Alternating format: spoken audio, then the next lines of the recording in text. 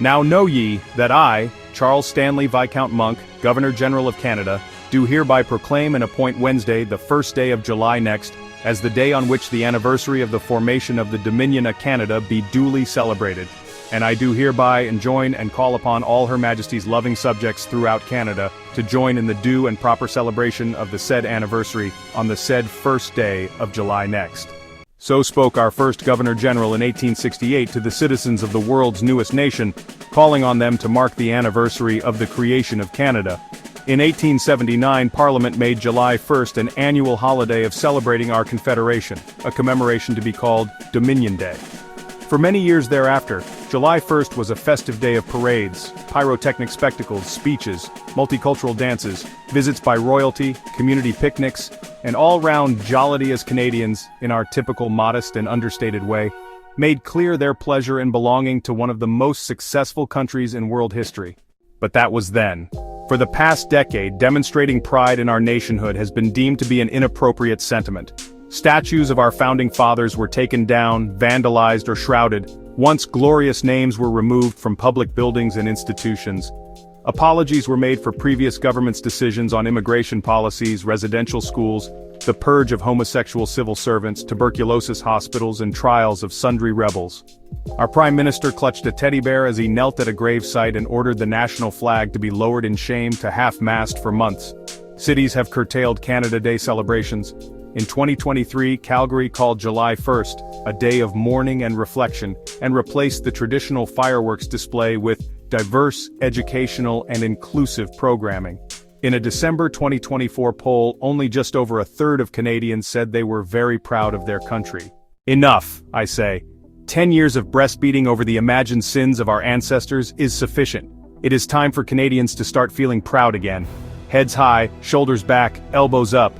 Canadians, here is what you have given the world. Canada pioneered the peaceful transfer of power from a colonial status to an independent democracy. Our example has not always worked, but it was a model for success stories such as Australia and New Zealand.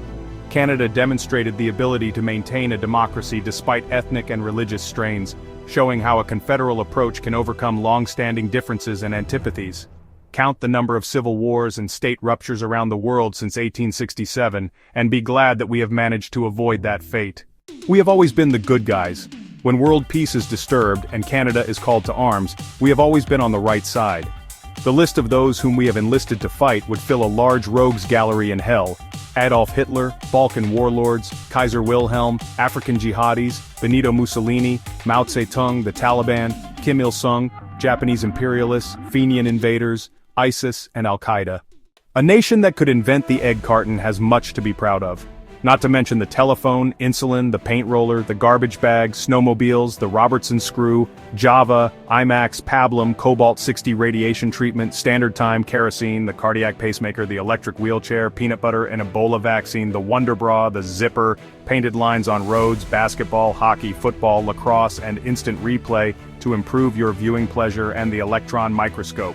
Rejoice too that we are the people of hickory sticks, ketchup chips, poutine, Hawkins cheesies, Ganong chicken bones, the Caesar cocktail, coffee crisp, Nanaimo bars, Joss Louis, butter tarts, and Mae West.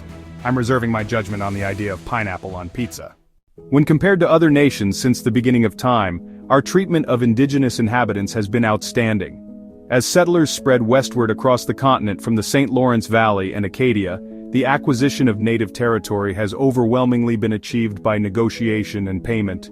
There are no bloody events such as Wounded Knee and the Trail of Tears in the USA, or the genocide of the Herero in German Southwest Africa, or Indonesia's behavior in East Timor to blot Canada's escutcheon. There have been massacres of Canadian settlers by natives, but that's a story for another article.